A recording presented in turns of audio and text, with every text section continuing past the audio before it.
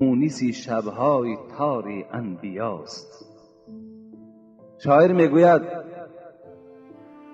هیل نماز چنان عبادتی هست که با پروردگار صاحب خودش را قریب میکند و چنان عبادتی هست که پیغمبرها را مونسشان، شریکشان، رفیق و برادرشان در شبهای تار نماز بود.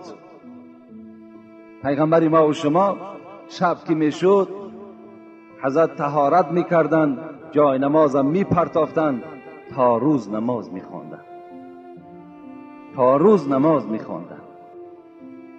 عایشه صدیقه که زن رسول اکرم بودند، حال پیغمبر که میدیدند بی نهایت غمگین میشدند. میگفتند ای پیغمبری خدا، پنجه های مبارک ورم کرد، زانه های مبارک مثل زانه اشتر شد. شما چنان حبیب خدا هستید که اول و آخری گناه تو را خدا بخشیده است. اینقدر نماز، اینقدر نماز. رسول اکرم گفتند افلا اکون عبدا شکورا یا عایشه، ای عایشه آیا من بنده شکرگزار پروردگار نباشم؟ پیغمبر ما و شما را مونسش، رفیقش در شب نماز بود. امروز رفیق ما و شما، مونس ما و شما، برادر ما و شما در شب نماز نیست. ما و شما تا 11 تا 12 تا 1 شب به همان برنامه های نادرستی که در قانون انسان وجود دارد چشمها کشاد، فقط نگاه به سوی همون است. حتی در جایگاه خواب ما و شما با طهارت خواب نمیکنیم، نماز یک جانیه، تا که آسیب جین و دیگر مخلوقها به ما و شما نرسد. امروز مونسی شب ما و شما شب نشینی هایی که تا 11 و 12 شب و در نزد ما از حرام کرده های خداست، همین مونسی ما و شما شده است. امروز ما وقت یابیم بازار میریم، وقت یابیم در کوچه می نشینیم، لیکن بر نماز ذوق نداریم.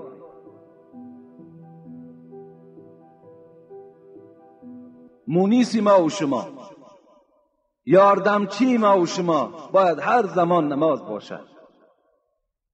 نماز از یک جانب اگر رضاگی پروردگار و خوشنودی خدا باشد، حضرت حذیفه میگوید کان رسول الله صلی الله علیه و سلم اذا حضبه امر فضع الى الصلاة ان احدكم اذا صلى يناجي ربه. این بخاری روایت میکنه. حذیفه میگوید وقتی پیغمبر خدا را میدیدیم که یک مشکلات بالاش می آمد، یک درد بالاش می آمد، در حال میگوید در نماز چیکار میکرد؟ شروع میکرد. در حال همون حاجت، همون مشکلات از نماز میجوست، با واسطه نماز از همون حادثه خودش را خلاص میکرد.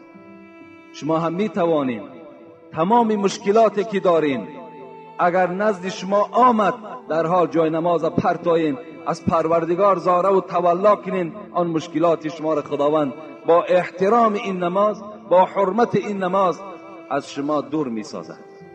این حدیث پیغمبری ما و شماست. میگوید در شهر کوفه یک تاجر بود، بسیار تاجر صادق بود، بسیار تاجر صادق بود و تمام مردم مال و ملک در دست وی میدادند که وی بسیار امانت خوب نگاه میکنه. باری میگوید این تاجر اراده سفر کردند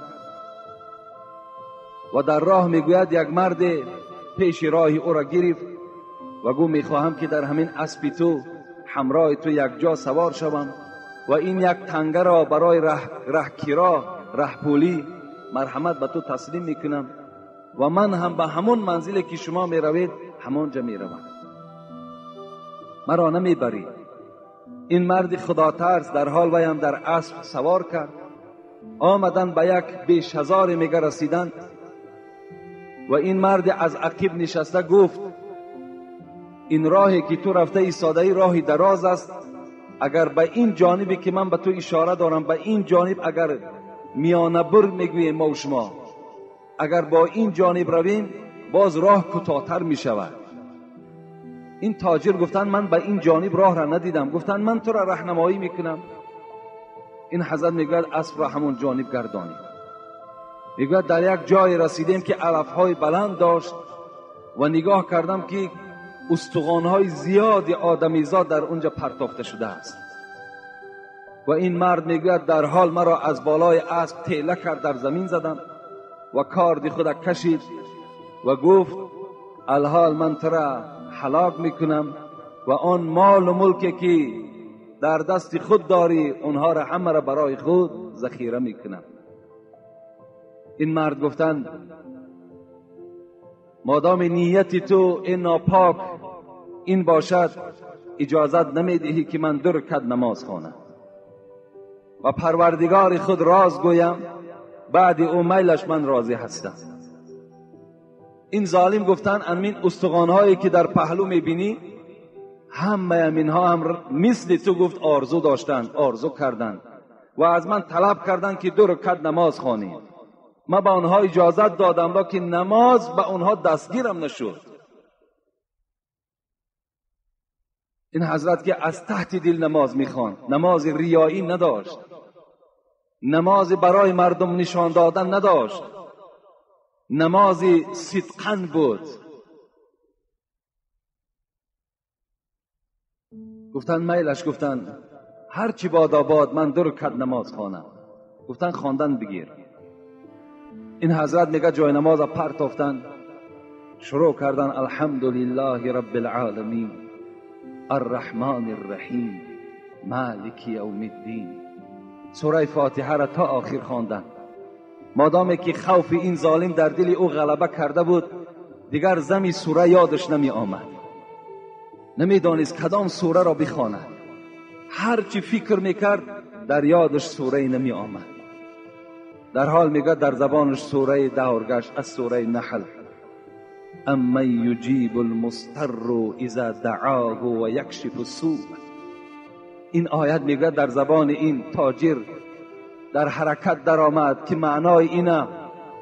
مفسرای قرآن میگوید این است که کیست آن ذاتی که بنده که در مشکلات افتیده باشد او را دستگیر شود و بدیها را از این بنده دور سازد. کیست همچنان ذات؟ این ذات کی است؟ این ذات همون ذات یک و یگانه هست.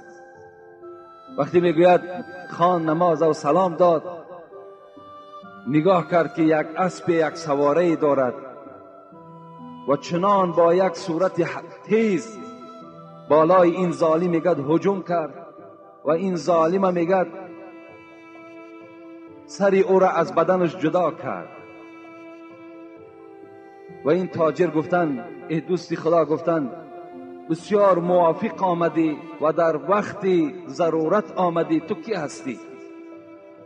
گفتن من خادمی اما یجیب المضطر هستم. من خادم همون ذاتی هستم که تو به سوی درگاه او فریاد زدی. اون ذات مرا روان کرد تا که تو را از این دست ظالم نجات دهم. رسول اکرم نماز که میخواندن در نماز یاردم از جانب پروردگار طلب میکردن.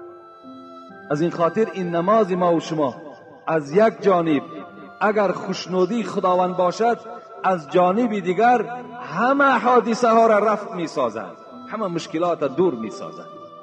اگر شما صدقاً در بالای جای نماز از خدای خود زاره و تولا کنید، خدای شما فریاد شما را میشنود، خدای شما حاجت شما را میبرارد. خداوند خود میگوید من چنان به شما نزدیک هستم که حتی از همین رگ خونگرد گردن شما هم دیدم. از این رگ به شما نزدیکتر هستم و صدای شما را میشنوم و حالت شما را میبینم.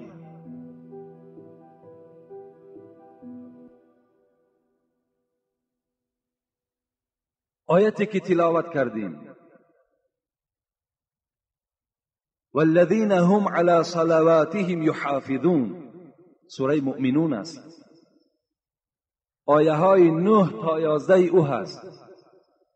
میگوید خداوند آن کسانی که 5 وقت نماز را خواندند، چی زن باشد چی مرد باشد، چی موی سفید باشد چی کمپیر باشد چی جوان باشد، 5 وقت نماز وقتی که میخواند اولئک هم الوارثون، خدا میگوید اینها میراث برنده هستند. کسانی که 5 وقت نماز میخوانند اینها میراث میبرند. الذين يرثون الفردوس هم فيها خالدون. چی میراث میبرند؟ اگر پدر ما و شما از دنیا گذرد، ما فرزندهای او مال او را میراث میبریم. کسانی که 5 وقت نماز میخوانند چی میراث میبرند؟ خدا گفت که اینها فردوس را میراث میبرند، فردوس را میراث میبرند و در همین فردوس هم فیها خالدون، مخلد در اینجا میلیون ها سال راحت فردوس میبینند. کسی که 5 وقت نماز ادا میکنه. رسول اکرم میگوید اذا سألتم الله الجنة فاسألوه الفردوس. هر وقتایی که شما میخواهین که در جنت وارد شوید، از جنت فقط فردوس طلب کنید. فإنه اعلى الجنة و اوسط الجنة، زیرا فردوس در بین جنت جایگیر است و بالای جنت فردوس واقع است. منه تفجر الانهار. رسول اکرم گفت فردوس صفتش این است که تمام آبها، چشمه ها از همین فردوس جوش میزند، بیرون میشود و در تمام اطراف جنت دور میگردند. مرکز اساسی فردوس است. و فوق عرش الرحمن، و فوقه عرش الرحمن، بالای فردوس رسول اکرم گفت عرش پروردگار میایستد. شما وقتی که جنت طلب میکنید فردوس طلب کنید. فردوس کیها میراث میبردند؟ کسانی که 5 وقت نماز دارند، 5 وقت نماز میخوانند، صدق از برای خدا میخوانند. عن ابی مسلم تغلبی قال، ابی مسلم تغلبی روایت میکند که دخلت على ابی امامه و هو فی المسجد. من روز نزد ابی امامه رفتم که وی در مسجد نشسته بود. فقلت یا ابی امامه حدثني منك انك سمعت رسول الله صلی الله علیه و سلم یقول. من گفت از نام تو یک حدیث شنیدم ای ابی امامه که از نام تو روایت کردن که گویا که پیغمبر خدا گفته باشد. چی گفته باشد؟ من توضأ فاسبغ الوضوء غسل یدیه و وجهه و مسح على رأسه. شنیدم که شما ای ابی امامه گفته بوده این که از پیغمبر خدا شنیدم کسی که طهارت میکند، کسی طهارت میکند و در بهترین صورت طهارت میکند، طهارت سراسیمنی، طهارتی که در هر یک شستن اعضا بسم الله الرحمن الرحیم گفته، هر یک موضع را از آب تر میکند. بعد از آن رسول اکرم گفتند بعد این روی خود میشوید، پایهای خود میشوید، بالای سر خود محض میکشد. ثم قام الى صلاة المفروضه. بعد از آن آمده در نماز فرض قائم می شود، غفر الله له فی ذلك اليوم ما مشت الیه رجلاه و قبضت علیه یداه و سمعت الیه اذناه و نظرت الیه عیناه و حدث به نفسه من سوء. پیغمبر خدا گفتند همان روز چی گناهی که پاها کرده باشد، چی گناهی که دستها کرده باشد، چی گناهی که چشمها کرده باشد، چی گناهی که گوشها کرده باشد، خداوند با این 5 وقت نمازی که وی خوانده است همگی را مغفرت میکند، همگی را مغفرت میکند. فقال والله سمعته مرارا من النبی. این ابی امامه گفتند، ای ابو مسلم گفتند به خدا قسم این حدیث من 1 بار نه بلکه 10 بار از زبان پیغمبر شنیدم که می گفتند که هر کسی 5 وقت نماز ادا کند این مکافات ها در خداوند وی نائل میگرداند. این از اهمیت نماز، این از فضیلت نماز برای هر کدام ما و شما. رسول اکرم میگوید من حافظ علیها کانت له نورا و برهانا و نجاتا یوم القیامت. کدام زن و مردی که 5 وقت نماز محافظت میکند، 5 وقت نماز میخواند، تنبلی نمیکند، کار دنیا پیش وی نمیگیرد، بیماری پیش وی نمیگیرد، لباس های بی نماز دارم گفته پیش وی نمیگیرد، 5 وقت نماز اگر کسی ادا میکند وی در روز قیامت نجات دارد از عذاب خداوند و برای خود دیپلم دارد، برای خود دیپلم دارد. چگونه که ما و شما در دست یک دیپلم میگیریم، یک حجت میگیریم و در هر کارخانه‌ای که میرویم و نگاه میکنن که در اصل ما خواندگی هستیم و ما را در همون کارخانه قبول میکنن، این نمازها برای ما و شما انا همون دیپلم میشود، انا همون حجت میشود، در دست ما میدهند، این کلید بهشت میشود. این ما و شما نشان میدهیم، ملائکه ها ما و شما را میگن داخل شوین در جنت. اگر همین اجازت نامه در دست ما و شما دادن نشود ما و شما وارد جنت نمیشویم. کسی 5 وقت نماز دارد، تصور کند که خدا وی چی داد؟ اجازت نامه ورود جنت داد.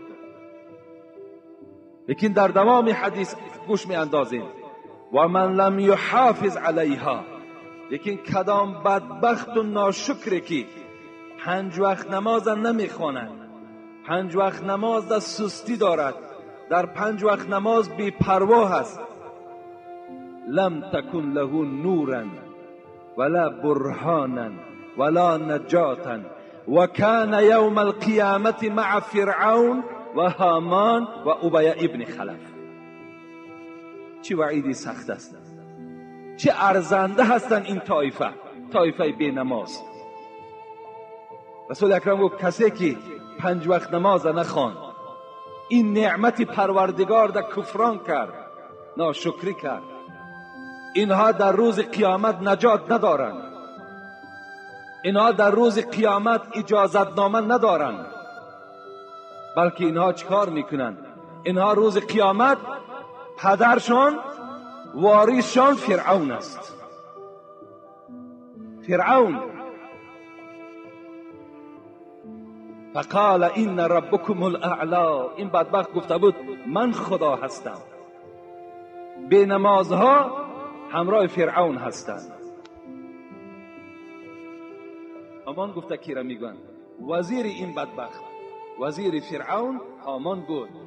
کسانی بی نماز همراه هامان هستند و کسانی بدبخت بی نماز همراه ابی ابن خلف هستند، دشمن سرسخت‌ترین پیغمبر ما و شما. کسانی بی نماز در بعض روایت قارون هم آمده است. آدمای بینماز همراه قارون هستند.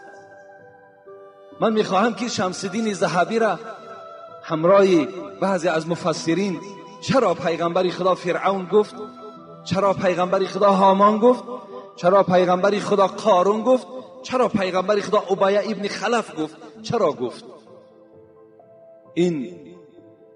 این عبرت است. میگوید اگر کدام پادشاهی که نماز نمیخواند وای همراه فرعون است، زیرا فرعون چی نگذاشت که نماز بخواند؟ سلطنت، پادشاهی نگذاشتش که وای نماز خواند. هر پادشاهی که در دنیا نماز نمیخواند وای همراه فرعون است، گفت شمس الدین ذهبی و دیگر مفسرای قرآن. و کسی که برای چی هامان ذکر شد؟ هامان وزیر بود. کدام وزیری که نماز نمیخواند وزیری او سبب می شود و وای بی نماز از دنیا میگذرد، وای همراه هامان است. قارون چرا ذکر شد؟ وای ثروتمند بود، وای بی نهایت میلیاردر بود، وای در همون بانک های شویتزاریا بگیم پول داشت، مال داشت. وای برای چی ذکر کرد پیغمبر؟ برای آنکه کدام انسانی که میلیاردر است، کسانی که ثروتمند و دولتدار هستند و همین ثروت و دولتشان مانع شد و آنها را نگذاشت که نماز خوانند، وای همراه قارون است. ابی ابن خلف چرا ذکر شد؟ این بدبختی ناکس، این خدازده در دوره های پیغمبر خدا روپروی پیغمبر آمدن و گفتن ای محمد، گفتن صلی الله علیه وسلم، من گفتن یک اسب را تربیه دارم، یک اسب را فربه کرده ایستاده هم. برای چی؟ گفت محمد. گفت برای هلاک تو ای محمد. من بالای این اسب سوار میشوم، هجوم بالای تو میکنم ای محمد و تو را نابود میکنم. این اسب در خانه بهر این من تربیه دارم. اینا کس نمیداند که محمد بی صاحب نبود. این بدبخت نمیدانست که محمد چنان پشتیبانی داشت که دنیا را در یک میجه زدن نابود میکرد. محمد این گونه صاحب داشت. مدعی خواست، سعدی میگوید مدعی خواست که از بیخ کند ریشه ما، غافل از آن که خدا هست در اندیشه ما. مدعی میخواهد، امریکا میخواهد، انگلیا میخواهد، ژاپن میخواهد که مسلمان ریشه کن کنه، لیکن مسلمان صاحب دارد، خدا دارد، خدا پشتیبانش میشود. انشاءالله اینا ریشه کن میشوند، اینا هیچ وقت غالب بالای ما و شما نمیآیند. وقتی که خدا خود میگه ان نحن نزلنا الذکر و ان له لحافظون، همه شما بی پروا باشین. ای امت تاجیکستان، ای مردم تمام مسلمان بی پروا باشین که من خود قرآن فراوردم، من خود قرآن روان کردم، من محافظه قرآن هستم. اینا کسی تا قیامت نابود کردن نمیتونه، کسی نمیتونه. محمد اقبال میگوید از فنا این قوم بی پرواستی. محمد اقبال خدا رحمت کرد، من اون زیارت کردم. میگوید از فنا این قوم بی پرواستی. برای چی ما بی پروا هستیم؟ برای چی بی پروا هستیم؟ از فنا این قوم بی پرواستی، استوار از نحن نزلناستی. ما استوار به همین آیتیم، این نحن نزلنا ذکر و این له لحافظون. ما استوار به همین آیت هستیم که خدا خود وعده میکند که ما پشتیبان مسلمان هستیم، ما پشتیبان قرآن هستیم، ما تکیه به همین آیت داریم. از فنا این قوم بی پرواستی، استوار از نحن نزلناستی. تا خدا ایطفی او فرموده است، از فسودن این چراغ آسوده است. خدا میگوید تا وقتی که من خود این چراغ پوف نکنم، این چراغ تا زمانی که من خود خاموش نکنم، اینا هیچ کس خاموش کردن نمیتونه.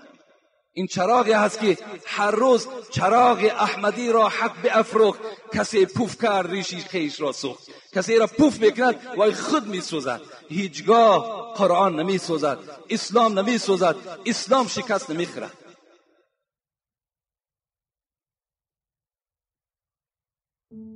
این ابی ابن خلف فکر کرد که من این اسب تربیه کردم قطعی محمد را هلاک میکنم. چی میداند که از دست محمد او هلاک میشود؟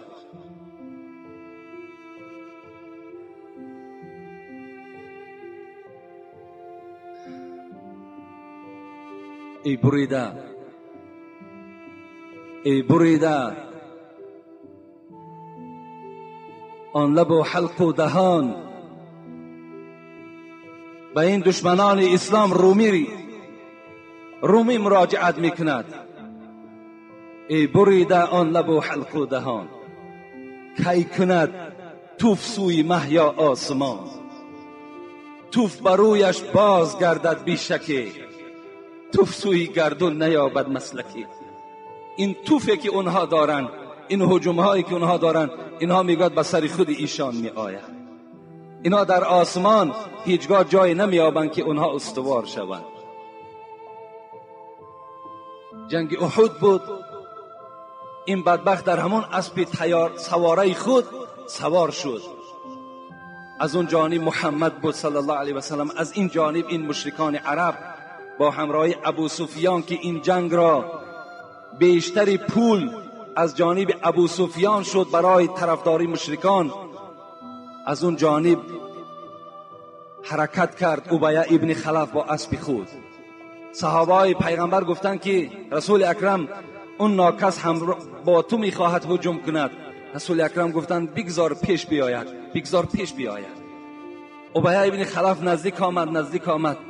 رسول اکرم یک نیزه را برداشتند و جانب این دشمن سرسخت حواله دادند. این نیزه آمد، راویا میگویند در گردن ابیه ابن خلف زد.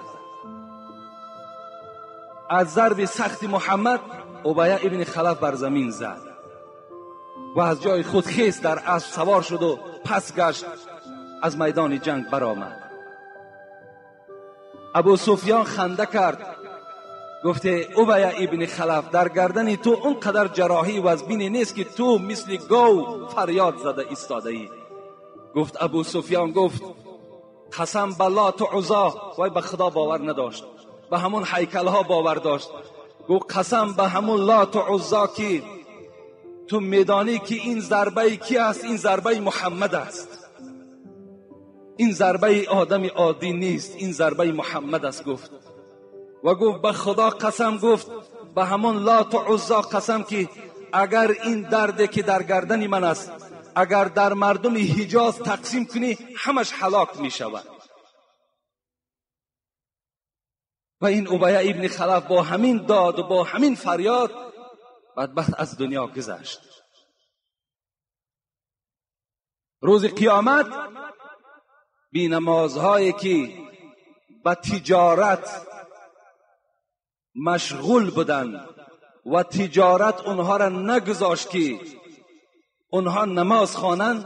ابیه ابن خلف تاجر بود، در زیر بیرق ابیه ابن خلف میخیزند.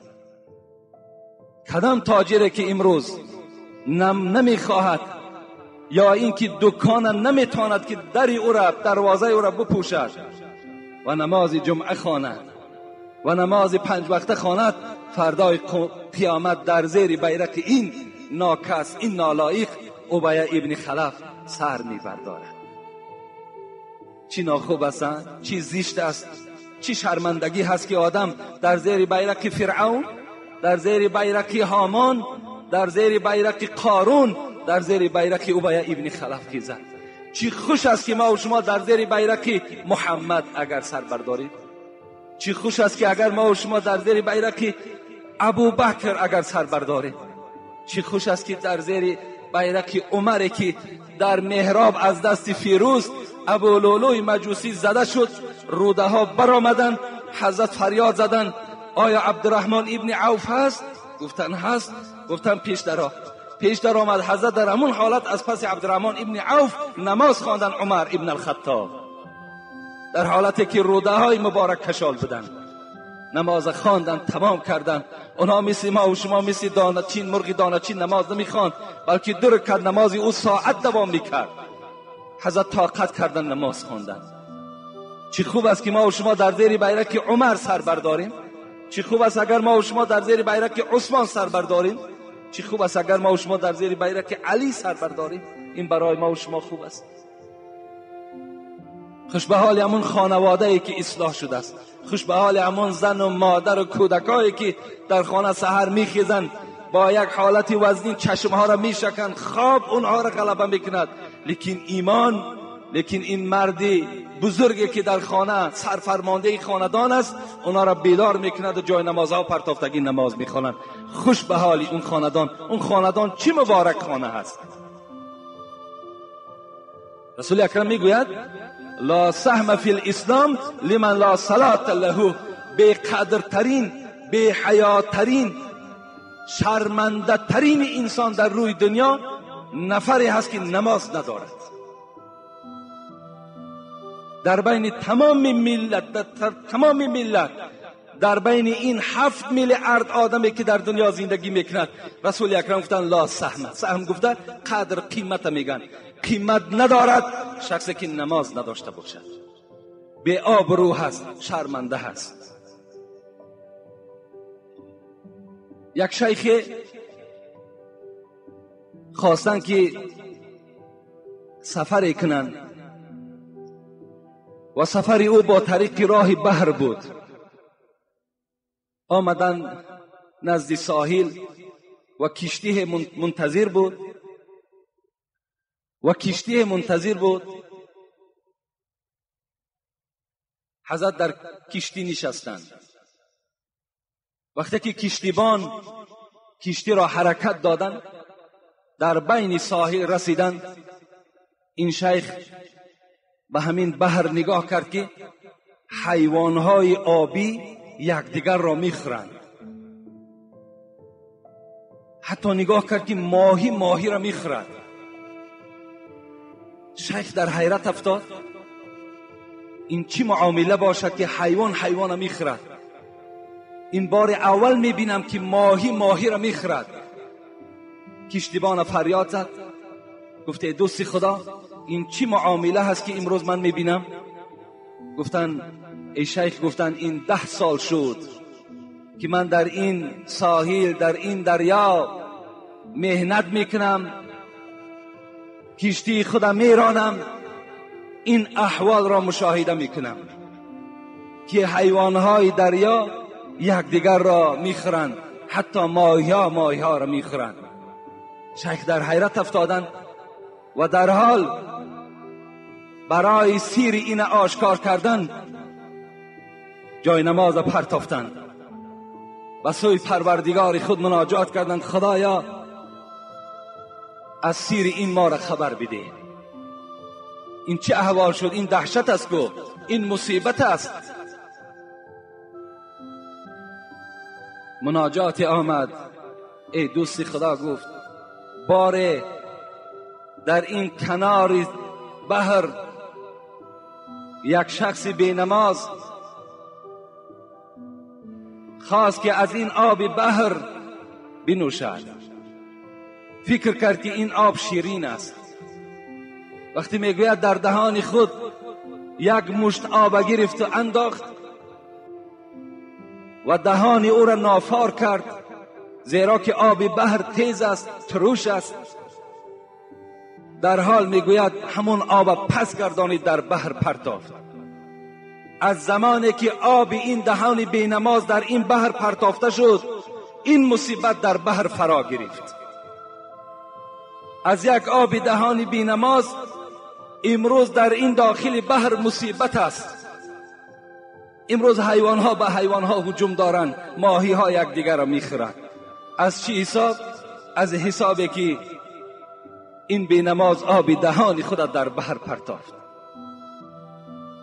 وقتی که اگر آب دهان او اینقدر ضرر داشته باشد، پس وجود او در بین این بالای زمینی که دور میگردند چقدر ضرر دارد.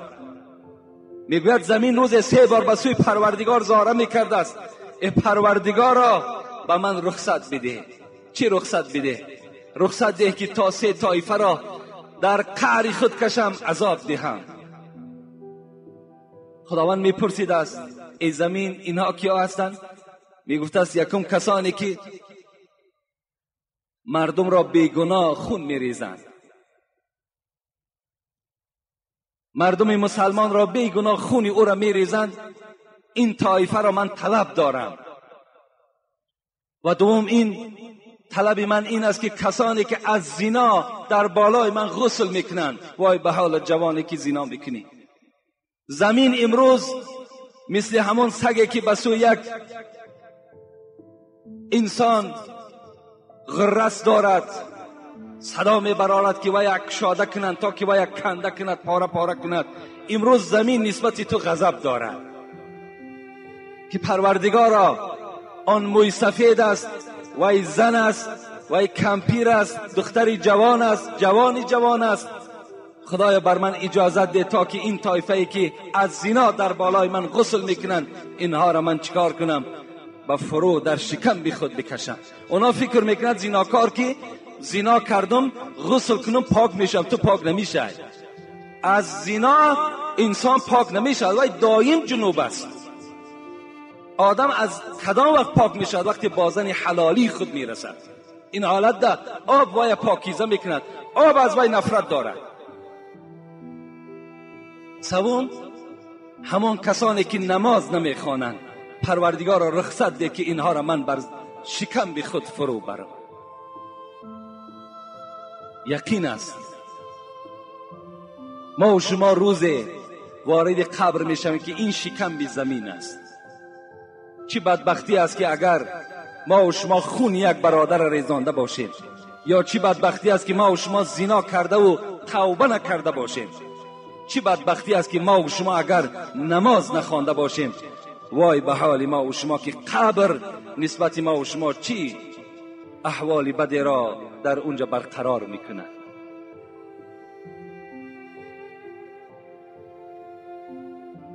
هر آن کسی که در این حلقه نیست زنده به عشق، حافظ میگوید هر آن کسی که در این حلقه نیست زنده به عشق، بر رو نمرده به فتوای من نماز کنی. کسی که در دنیا میگوید اگر نماز نمیخواند، حافظ شیرازی میگوید که ای مردم به فتوای من این که وای نمرده هم که باشد جنازش خوانید که وای در قطار آدم مرده ها هست. جنازش بخوانید، گفتند که وای هلاک شدگی هست، وای مردگی انسان در بین مردم به شمار می رود کسی که نماز نمی خواند. خدا رحمت کند حافظه. باز میگوید شیطان که رانده گشت به جز یک خطا نکرد. این شیطانی که امروز تمام امت اسلام وسواس میکند، از نماز باز میدارد، این کثافت یک خطای کرده بود. وقتا این خطا را کرد، خودش را خدای زمین وقتی که خواند، خداوند ای را از درگاه چکار کرد؟ رانده کرد. گفت تو از درگاه ملائکه ها دور شو که تو ملعون هستی، تو لعنت کرده شده هستی، تو مردود هستی، تو مرجوم هستی. از این درگاه گفت این جای تو نیست.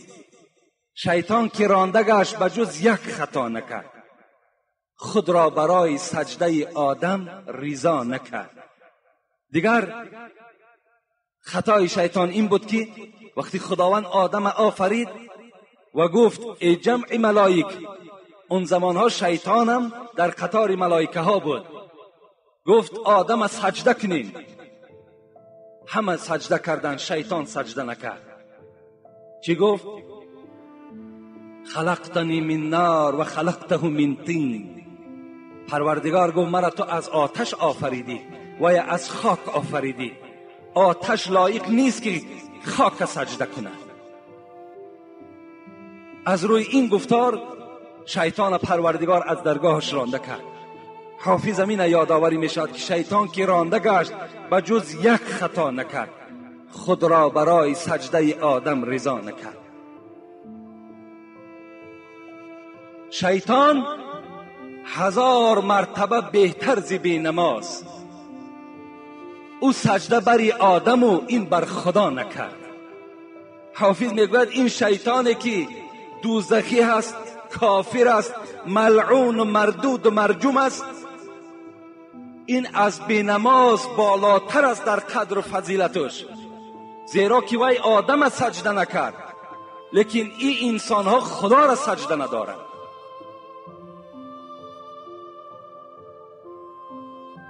حضرت عیسی میگوید بار میگوید به یک کوه گذشتم، نگاه کردم که بی نهایت درختاش میوه‌دار بود، چشمه های زیاد داشت و بسیار کوهستانش سبز بود. یک منظره خیلی خوبه بود. مردمش پیش من دویدن و بر من هر گونه مال دادن. من مالی اونها را قبول نکردم و بسیار با دولت محله بود. با اونها دعای خیر کردم و پس گشتم. 3 سال بعد باز به همون وادی گذر کردم. نگاه کردم درختها همه خشک، چشمه ها همه خشک شدگی.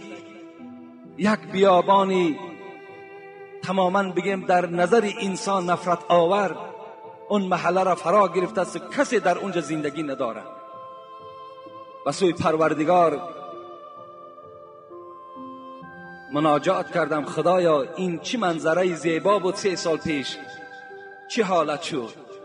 از نزد پروردگار صدا آمد که در این محله بار یک آدم بینماز در این چشمه های این محله غسل کردند، آبازی کردند. از حساب گفت آب بدنی همین بینماز این بستان سرا را ما چکار کردیم؟ به این خرابزار مبدل کردیم که این بینماز در این محله داخل شد و آب بدن این چی شد؟ در این بستان سرای ما داخل شد. این است وعید آدم بینماز. برادرای عزیز، ما و شما کار کنیم از طایفه آدمهای بینماز نباشیم. چه عذاب دردناک است، چی واخوری های ناخوب در روز قیامت برای آن کسانی که دنیا در بینماز از دنیا سفر میکنند. بینهایت عذاب دارند. وقتی در زیر بیرق فرعون و هامان و قارون و ابی ابن خلف باشد، پس دیگر چی جای وصفش است؟ دیگر چی جای بیان کردنش است؟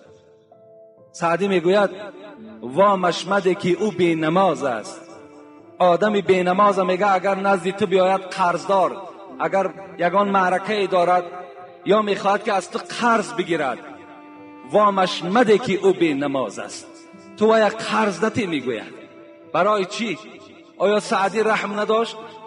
آیا سعدی دلش به مردم نمیسوخت؟ وا مشمده که او بینماز است، گرچه دهنش زفاقه باز است.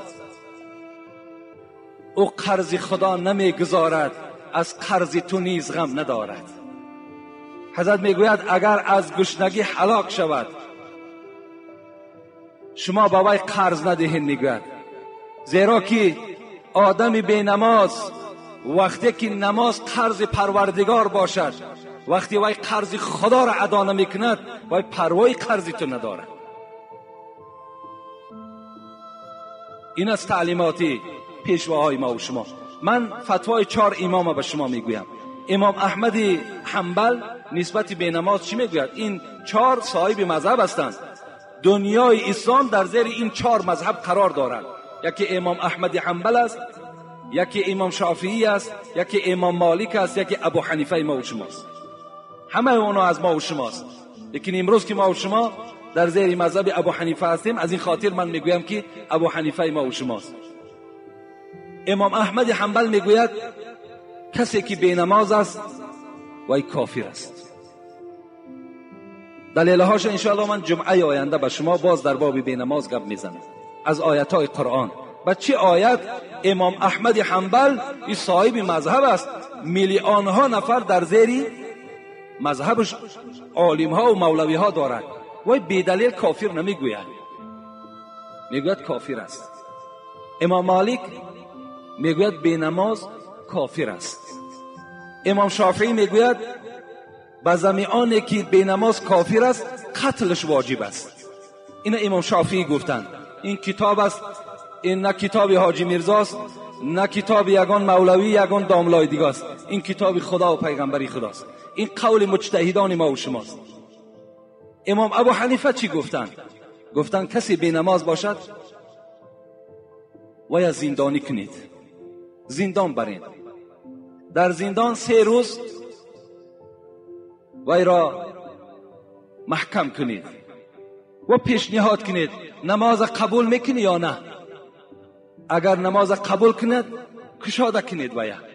اگر نماز قبول نکرد نزد او طعام نگذارید، با همون گرسنگی در زندان هلاک شود. این قول امام ابو حنیفه است. هیچ قولش برای بینماز خوب نیست، هیچ قولش، همش ضرر آدم بینماز است. انشاءالله من باز ضررهای اینها را برای شما جمعه آینده خدا خواسته باشد آگاه میکنم. الحال یک چند برادرهای ما و شما طلب دعا کردن، میخواهم در حق اونها دعا کنم. یک برادر من در دوشنبه که بینهایت جوان مرد است و بینهایت سهم کلان برای طالب علم ها میگذارد، کتاب ها میخرد به نام عارف که اون برادر من هست، و طلب کردن که برادرها را التجا کن که من یک شخص بیمار هستم، در حق من دعا کنن. از این خاطر در حق این عارف جان دعا میکنیم که خدای مهربان این بنده خدا شفای کامل و شفای عاجل خدا نصیب روزیش بگردانی و هر یک همتی که در راه اسلام میکند خدا در نامه اعمالش کتابت کنی و خداوندا باز فرزندهای این عارف جان خدمتگار اسلام و خدمتگار پدر و مادرش بگردانی. آمین یا رب العالمین. و برادرمان شریف خان از این محله و یک خواهرمان رابعه و از ما طلب کردن که در حقشان دعا کنیم. خدای مهربان این بنده خود و این خواهر را خدای عمر دراز و تن صحت و خاطر جمع و هر مشکلاتی که داشته باشند خدای مهربان مشکلاتاشان آسان بگردانی. آمین یا رب العالمین. یک برادرمان اینجا 100 سامانی برای همین تعمیر مناره، همین مناره که در این طرف است، یک استای یافتیم، همین در یک مبلغی کلان را نام گرفتن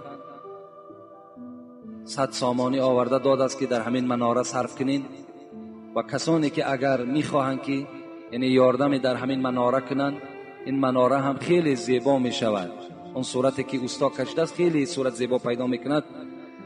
اگر یاردم کردنی باشد مرحمت میتواند که در ما مراجعت کند و این برادرمان هم 100 سامانی خیر کردن برای همین مناره که در حقشان دعا کنیم و همین طهارتگاه ما و شما به یاردم اجتماع شد.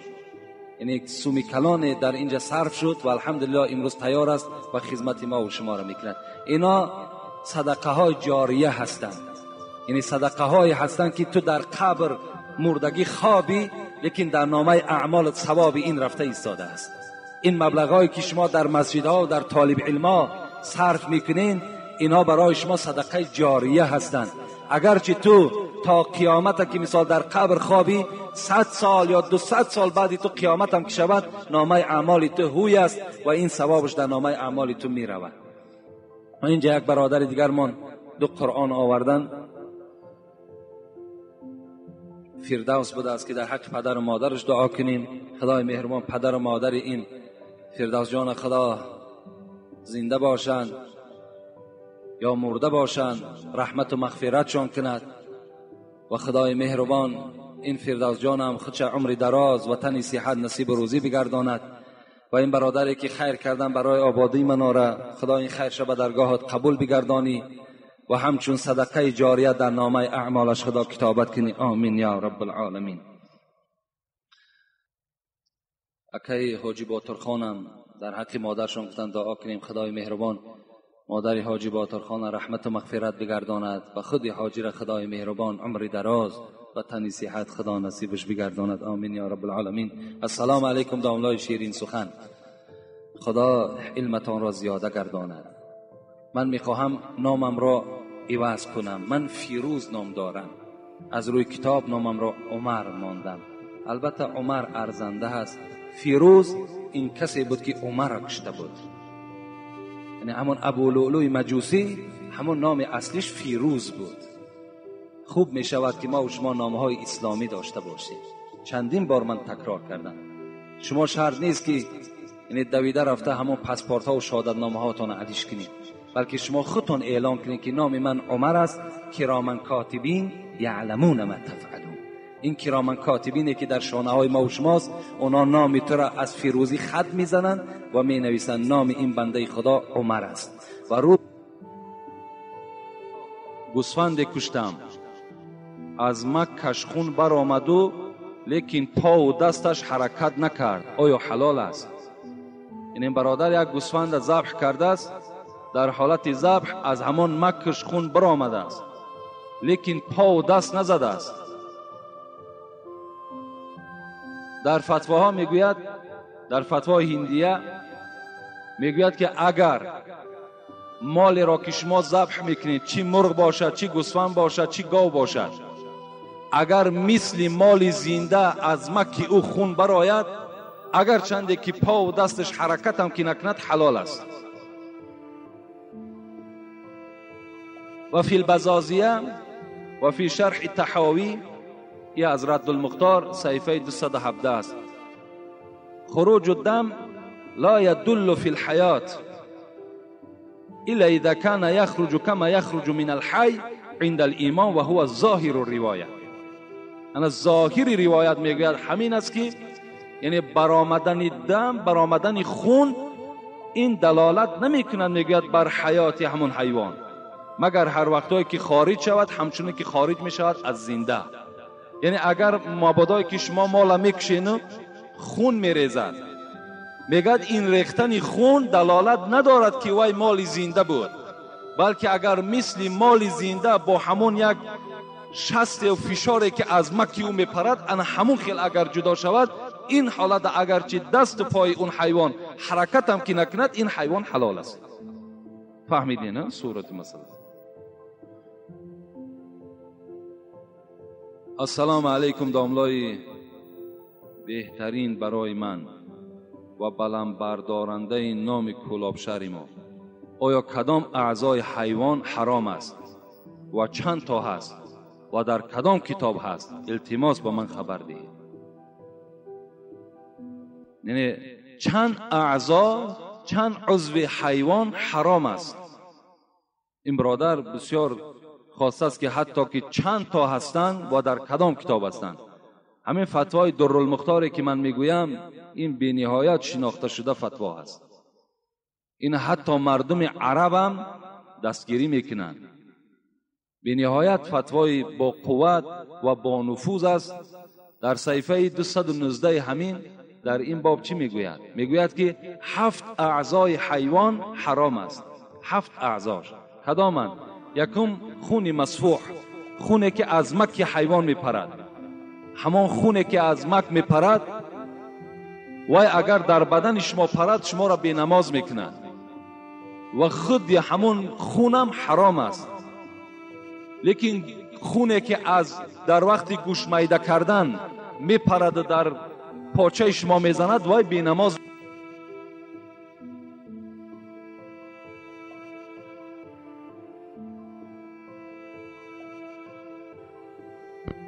چیزی که حرام است از حیوان خون مک.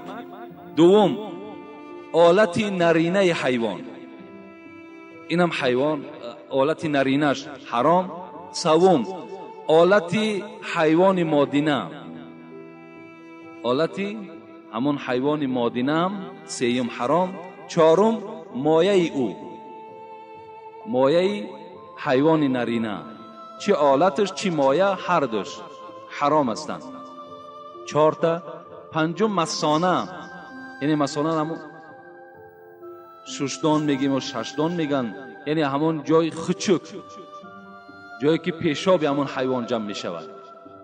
این پنجم چیزی که حرام است. ششم تلخه، تلخه در وجود حیوان بدن. هفتم غدک، غدک هایی که در داخل همون حیوان وجود دارد، انا همین ها حرام هستند. انا 7 اعضایی که در حیوان حرام است، انا همین ها است، دیگرش حلال است.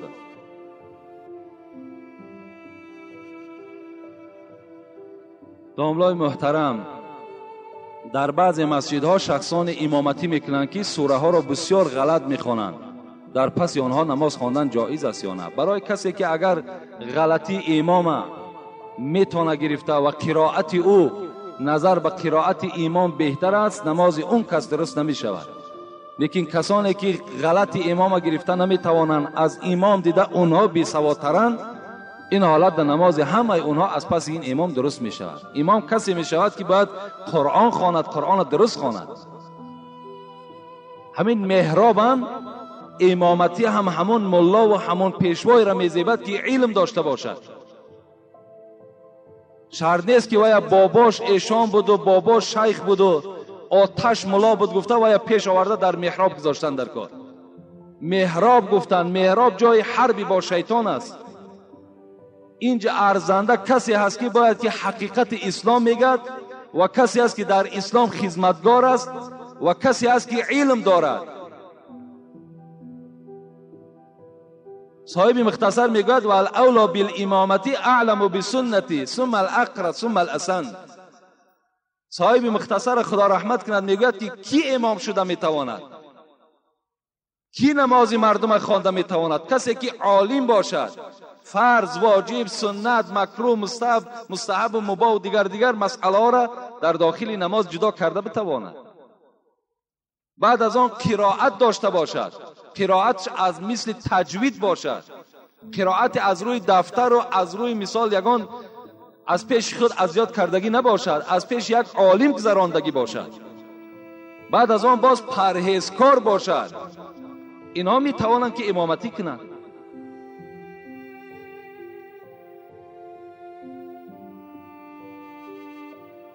محترم داملای مهربان، الها سخنان شما را برا شود، الها هرگز خار نشوید و از خدای خود طلب میکنم. یک شخص قبل از اذان پیشین سنت پیشین را در خانه خواند، به مسجد آمد تا نماز فرض برپا شدن چند رکعت نافله خواند. آیا درست است یا نه؟ با احترام مخلص اشدی شما. یعنی برای خواندن سنت اولا اذان شرط نیست. الاذان سنت للفرائض فقط فی وقتها. اذان چگونه ای که در باب اذان کتاب مختصر میگوید فقط برای نماز فرض است و بس. فقط برای نماز فرض اذان داده می شود.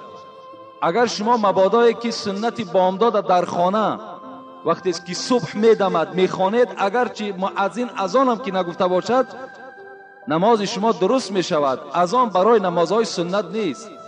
یا شما می توانید که در خانه 10 تکم یک 5 تکم یک پیش از اذان مؤذن نماز پیشین سنت چه خوانید. یعنی اذان فقط برای نماز فرض است و بس. برای همین کسی که در خانه می خواند باز آمده به مسجد می خواهد که یگان تحیه مسجد خواند یا نافله خواند یا قضایی خواند، جایز است برای او. تا نماز یعنی تا برپا شدن فرض می تواند که این نمازها را و ذکرها را انجام دهد، یگان خلل و زلل پیدا نمی شود. السلام علیکم داملای عزیز، درباره سنت های مسافرتی آیا خوانده می شود یا نه؟ یعنی سنت هایی که در سفر. امروز من به شما خبر دهم که قول اصح همین است که امروز 96 کیلومتر الکی آدم مسافر میگرداند. اگرچه فتوای محمودی امروز حتی به 78 کیلومتر هم اجازت داده است، به 87 کیلومتر هم اجازت داده است، لیکن از روی حدیثایی که پیغمبر جدا کردن امروز 96 کیلومتر اگر شما از خانه بیرون شدین شما مسافر هستید. شما نمازهاتون همون فرضها را 4 رکعت ها را 2 رکعت خواندن میگیرین، نمیگین قصر، بلکه هم میگین نیت کردم 2 رکعت نماز پیشین یا 2 رکعت نماز عصر. شرط نیست که 2 رکعت فرض قصر پیشین. این قصر در داخل این نیت جا کردن لازم نیست. خب و سنت های مسافرتی چگونه است؟ سنت های مسافرتی را اگر چند عزیزان ما و شما فقهای ما و شما گفتند، اگر گفته است یعنی شرایطش خوب باشد، هیچ ضرورت نداشته باشد، هیچ مشکلات بالاش نباشد، بهتر است که سنت ها را خواند. لیکن اگر مبادایی که در راه سراسیمه هستند یا مثال مردم زیاد او را انتظار هستند، این حالت ها سنت ها را ترک کنند و فرض هاش خوانند و بس. این فتوای درالمختار صحیفه 585 در این موضوع هم گپ زدگی هست. میتونن به همین فتوا مراجعت کنن. یعنی حالتی ضرورت باشد، حالتی باران است، حالتی خنکی است، حالتی است که شما در اتوبوس نشستگی هستین، خب این حالتای در سمالیات سوار هستین، در پاییز سوار هستین، این حالتا در میتونین شما همون فرضهاش انجام دین. 3 رکعت فرض شام مثل خودش میستد، 3 رکعت وتر واجب مثل خودش میستد، فقط سنتاش در این حالت شما ترک میکنین. لیکن اگر حالتای خوب باشد، خانه داشته باشین، این حالتها در سنتها را خوانیم، بهتر است، عبادت است. السلام علیکم و رحمت الله و برکاته. التماس به این سوال من جواب دهید. 2 جوان پسر و دختر می تواند که بیرازگی پدر و مادر نکاح کنند. امروز در همین شرایط ما نمی توانند. امروز بهتر و خوبتر همین است که کدام پسر و کدام دختری که به شوهر می براید یا زن می گیرد باید که رخصت پدر و مادر باشد. این رخصت پدر و مادر وقتی که رضاگی خداوند، رضاگی پدر و مادر باشد، پس آیا برای دختر، برای فرزند رضاگی پدر و مادر لازم نیست؟ آیا وای بیچاره 17 سال 18 سال این فرزند تربیت میکند با امیدی که مثال فرزندی خودش نکاح کند، فرزندی خودش مثال خانه‌دار کند، از اونها مثال خدمت چه از فرزندای او چه از فرزندش بیند، این چه است که مثال پدر و مادر درک ندارد و نکاح میکند، زندگی میکند. از این خاطر بهترین صورتش این است که با رضاگی پدر و مادر باشد، بی رضاگی پدر و مادر نکاح نکنید، زیرا که اون بخت هم نمی شود و حیات هم نمی شود. اگر چند فقیه های ما و شما میگویند که بی رضاگی پدر و مادر جایز است کردن، لیکن اگر پدر وقتی که آمد داماد دید که معقول نشد، حق دارد که نکاح اونها را بیکار کند.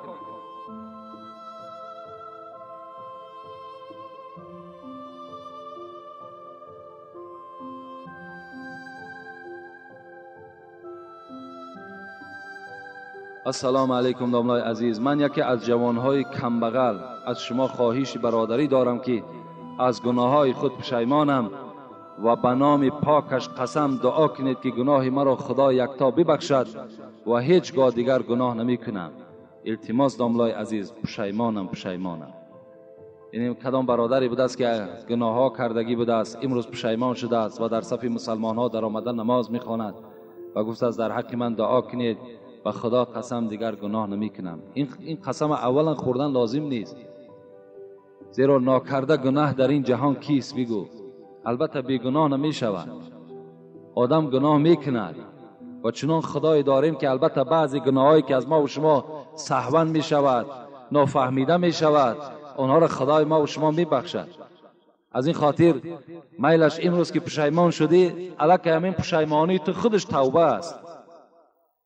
بسیار نیک کردی، بسیار خوب آمدی.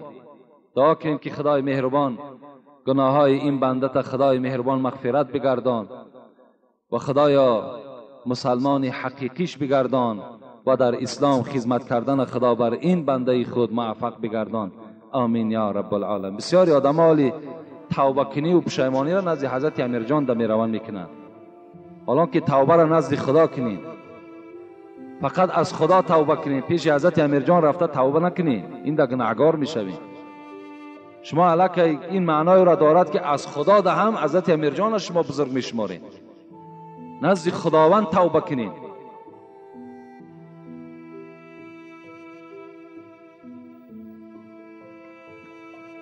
السلام علیکم بابای حاجی، خدا شما را نگهبان باشد. الها هرگز درد سرتان را نبینید. با احترام یک مخلص شما. از زن حرام پسرها به دنیا می آید و آنها می خوانند و ملا می شوند. آنها خودشان نمی دانند، لکن پیش در آمدن نماز جمعه را خواندن آیا اسلام برای اینها رخصت می دهد؟ البته رخصت می دهد. ما گفتیم که این فرزندی که از زنا تولد می شود و هیچ گناه ندارد، این خداوند در روز قیامت هم معاقبش نمی کند، عذابش نمی کند که تو از حرام تولد شدی، بلکه حرامی و بدبخت همون پدر و همون زن و همون مردی که این فرزند به دنیا آوردن، اونها بدبخت هستند، اونها در نزد خدا گناهگار هستند. این فرزند هیچ گناهی ندارد. این فرزند حقوق دارد که چی نماز جمعه باشد، چی نماز عید باشد، البته پیشوا شود، با که ندارد اگر علم داشته باشد. مرد مرد در وقت ترکش برای خیر خدایش حق جدا کردن را شریعت اجازت میدهد. آیا برادر را یا پسرش را باید خیر احسان کند؟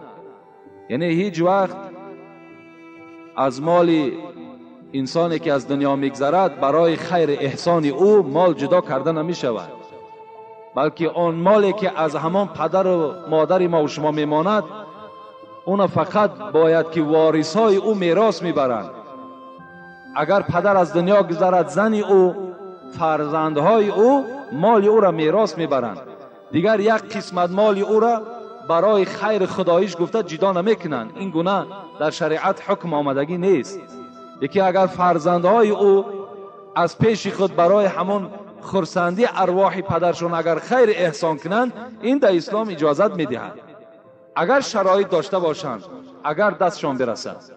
لیکن مخصوص از مال پدر، مثال اگر $500 از پدرش مانده باشد، $200 را جدا کنند که این برای پنجشنبگی ها و این برای چهلم و هفتمش و این $300 دیگرش برای زن و کودکاش تقسیم کنند، این نادرست است. همون $500 که مانده است همه را بین وارثاش تقسیم میکنند. خیر احسان چیزی که همون خودش به دستش کرده است جزای همون در روز قیامت میبیند.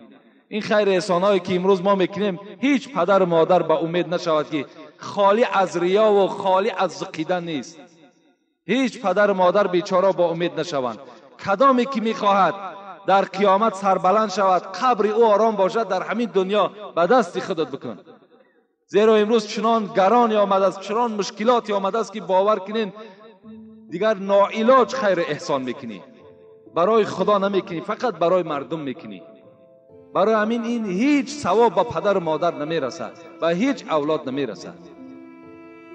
خوش به حال هم پدر و مادر که با دست خودشان چه عبادتی میکنن، چه خیر احسانی میکنن، انا اون فایده میکنن.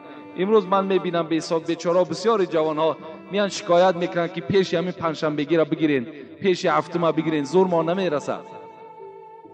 لیکن چند درنده دیگر تیاری دارد که مثال باید که ما در همون خانه هجوم میکنن، 10 کس و 15 کس نابسته وای از کجا میابد بیچاره، چیکار کنه وای سرسان و سرگردان با ملکای روسیه در زیر همون تحقیر کافرها شب روز بیچاره بیمار شدگی آمده شکم بی درنده ها را سیر میکنه.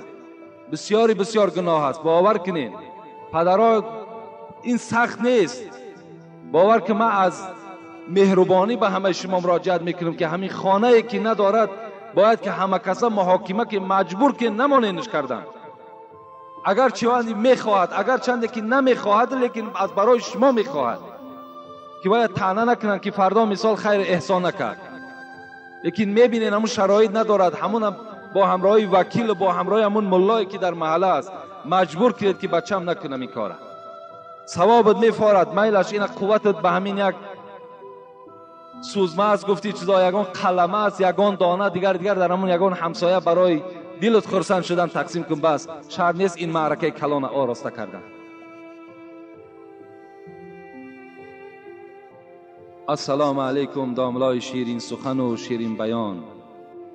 یک برادرمان پیش از همین جمعه آمدن گفت که همون چیزی که در خدچه ها می نویسیم همش خوان داملا، یعنی در اونجا بعضی تعریفات هایی که میکنن من گفتم نمیخوانم، اون کس باشد داملا که مردم که دوست میدارن، مردم احترام میکنن، امرا خوان. گفته همون از ما التماس کردن، از این خاطر بعضی همون جمله هایی که درازبند درازی بد هستند، راستی بار وقت گیر هستند، من برای وقت میگیرد برای اون نمیخوانم. من 40 ساله عمر دارم و اولاد و اجدادم هم بسیار است. از کلاب تا دوشنبه همه امان تو را دوست می‌داریم و احترام کرده کسیته ها را گوش میکنیم. دعای خیر به شما میدهم. یک سوال دارم داملای عزیز، در حیات غمدار هستم، بسیار غمدار هستم از حساب فرزندهایم. آیا درست است که من از خدا طلب کنم که تیزتر جانم را گیرد؟ از دنیا مانده شدم. با احترام مخلصی شما. یعنی بسیار از در اصل امروز غم و دقت انمی مشکلات هایی که بالای ما و شما آمده است باور که آدم وادار میکند که از همین دنیا بیزار میشود. وقتی آدم قرضدار میشود، وقتی آدم بیچاره بی وطن میشود، در بدر میشود، بعدا مجبور میشود که پروردگار آخی همین حیات برای من چی در کار است؟ خدایا از این گونه حیات برای من مردن خیلی بهتر است. گفته هر یک انسان از حساب ان همین معرکه های بی جای ما و شما، از همین آزارهای زیاد، عاقبت چی میشوند؟ دلمانده دنیا میشوند. اگرچند این برادر شکایت دارد که از فرزندهایم که فرزندهاش از دنیا میگذشته است و هرچی تلاش دارد صاحب فرزند نمیشود. فرزندهای بوایش هم از دنیا گذشتند، بسیار غمدار بوده است. لیکن من چی میگویم؟ تمنای مرگ پیغمبر خدا میگوید که راوی این حدیث هم ابو هریره است و لفظ بخاری هم است، حدیث متفق علیه هم است که رسول اکرم میگوید لا یتمنى احدکم الموت. هیچ بنده خدا حقوق ندارد در دنیا که آرزو کند که خدایا جان مرا بگیر. تمنا و آرزوی مرگ هیچ کدام ما و شما نداریم. خداوند این حقوق به ما و شما نداده است که شما از آن جهت که غمدار هستین، بیمار هستین، در بدر هستین، بازم این از خدا باز طلب کن که خدایا جان مرا بگیر. این در شما حقوق ندارین. زیرا پیغمبر خدا در دوام این حدیث چی میگوید؟ اما محسنا فلعله یزداد اما مسیئا فلعله یستعتب. اگر نیکوکار باشید شاید که نیکی های شما باز به مردم برسد. شما آرزوی مرگ نکنید. میگد اگر ممکن که شما را خدا فعل خوب داده است، از فعل خوب شما چندین آدم دیگر بهره‌ور شود. شما نیکوکار باشین، از نیکی های شما چند آدم دیگر باز استفاده برند. اما مسیئا، اگر شما بدکار باشین شاید این که به سوی خدا توبه کنید. یعنی هیچ وقت مرگ شما طلب نکنید. عزیزان خدا در شعرها میگویند که هر درد و بلایی که از آسمان فتد اول به لوح سینه صاحب دلان رسد. هر بلا، هر غم، هر مشقت، هر بیماری که خداوند از آسمان و میپرتاید، عزیزان ما و شما میگویند که اول به لوح سینه صاحب دلان رسد. اول وی در خانه میزند که وی خانه نمازخوان هستند، با حیا هستند، خانه هست که شب خیز هستند، خانه هست که دائم به عبادت هستند، خانه هست که دائم در عبادت مشغول هستند.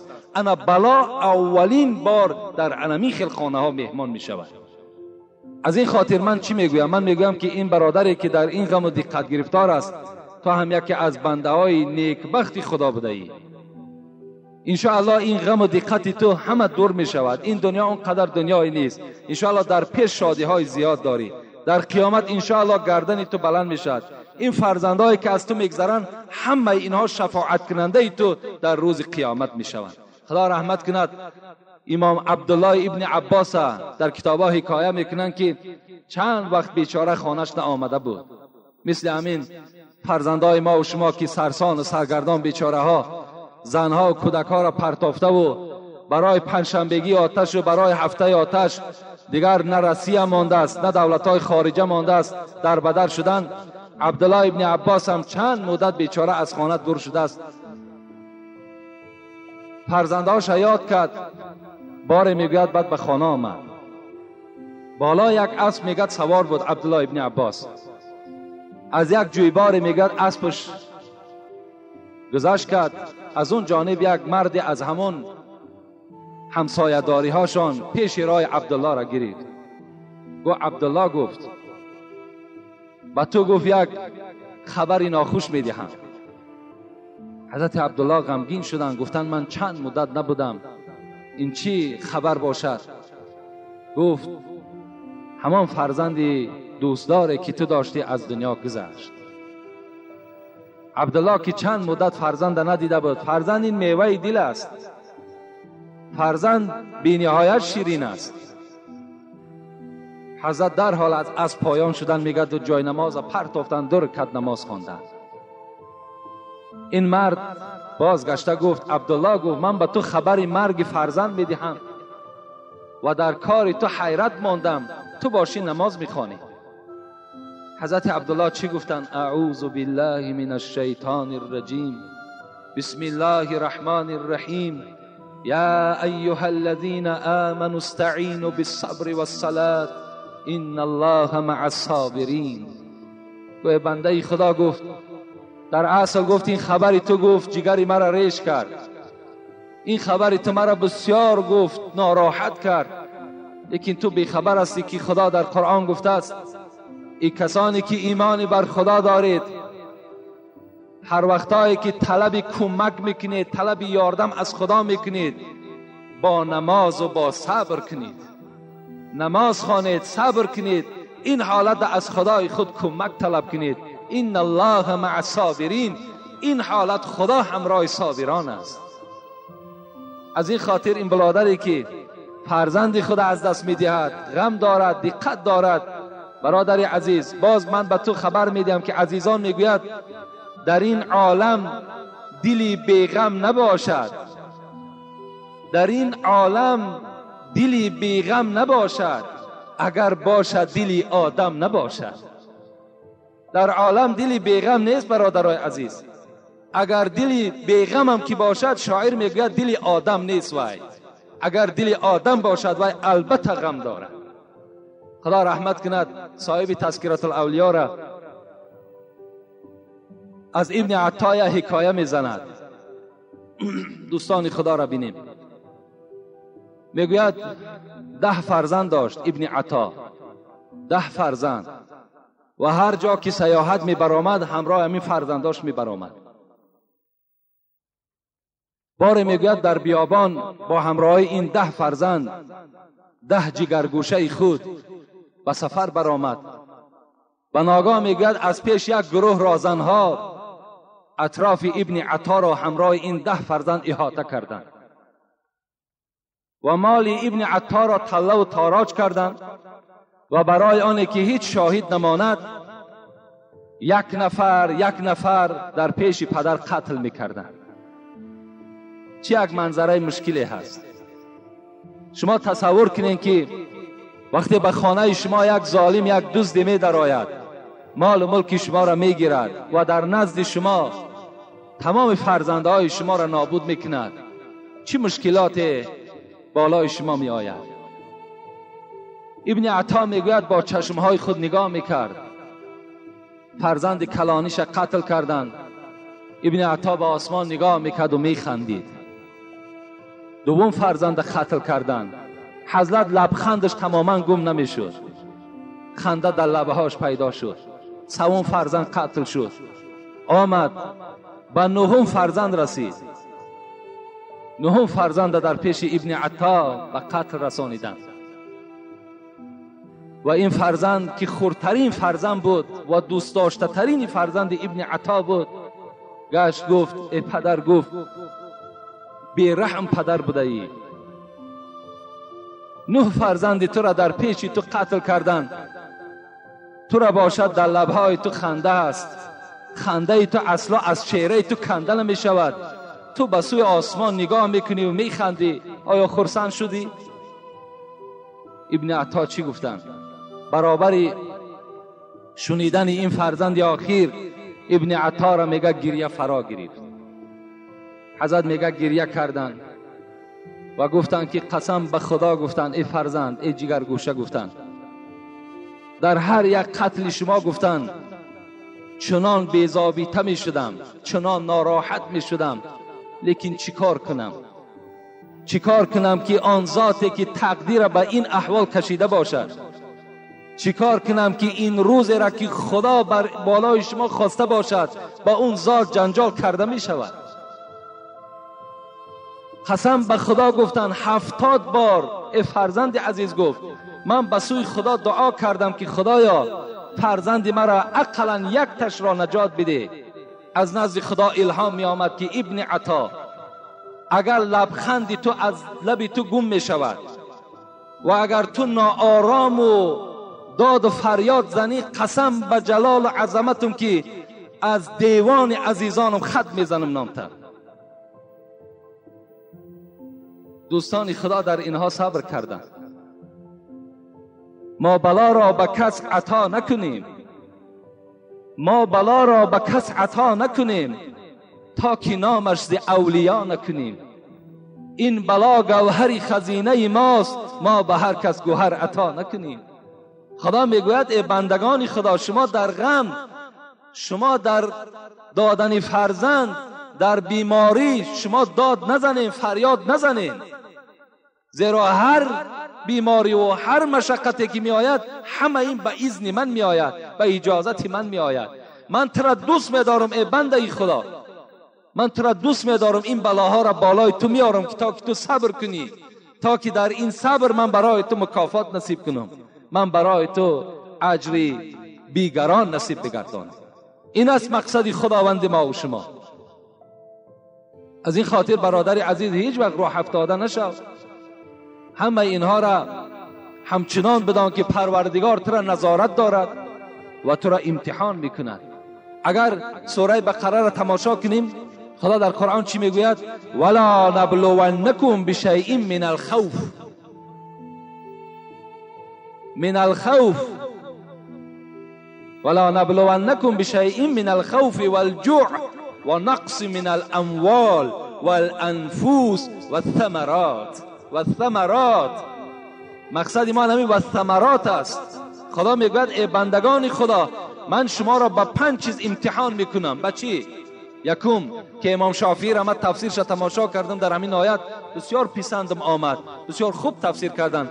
خدا میگوید من به خوف شما را، المراد من الخوف، امام شافعی میگوید الخوف من الله است. همین مراده که خدا میگوید من به خوف شما را امتحان میکنم، انمون خوفی خداست. بالای شما هر گونه معرکه و منظره میارم، نظر میکنم که آیا از خدا میترسین یا نه. خب من الخوف والجوع، بالای شما رمضان میارم، ماهی رمضان میارم، آیا روزه را میگیرین یا نه. و نقص من الاموال، بالای شما در زکات فرض کردم، آیا زکات میدین یا نه. و الانفس، بیماری بالای شما میارم، آیا در بیماری صبر میکنین یا نه. و ثمرات، امام شافعی میگوید ثمرات، اگرچنده که عرب ها ثمرات میوه را میگن، امام شافعی میگوید که انا همین ثمرات خدا انا همینجا فرزند در نظر دارد، که من از شما قبض روح فرزند میکنم، آیا در فرزند گرفتن شما صبر میکنین یا نه. و آخر دعوانا ان الحمد لله رب العالمین. انشاءالله باوری دارم که هر برادری که این صحبت میشنود، سخن خدا و پیغمبر، از اینها باید عبرت گیریم، غمگین نشویم، باید که به اینها صبر کننده باشیم و این بلاها را برای خود یک گنجینه شماریم، یک خیلی اشیای قیمت برای خود حساب کنیم که خیلی ثوابهای زیادی دارد. خدای مهربان عاقبت همه ما و شما را بخیر بگرداند. بهترین عمل که موصوف است نهی منکر و امر معروف است. بهترین عملی که خداوند در او اجر داده است، در او ثواب داده است، این شنیدن امر معروف و نهی منکر است.